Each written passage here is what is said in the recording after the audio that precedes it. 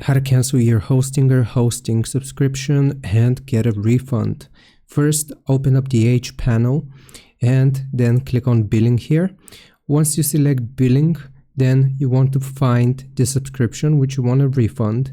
And the first thing that we need to do is to go and click on see details.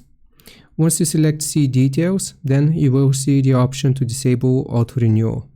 Click on that to disable auto renewal and just confirm it.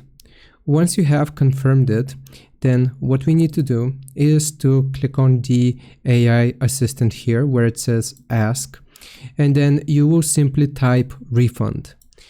After like 30 seconds, then it's going to show you what or which one of your products is refundable and which isn't. If you want to refund a specific product, then here you will get the option to either refund it to your card, which was initially charged, or you can refund it to your Hostinger balance. For example, if I want it on my card, I will just copy this and then paste it and then send this, and this is going to initiate the refund process. I don't want to refund it now, that's why I will not send it. I hope this helps. Leave a like and subscribe, and I'll see you next time.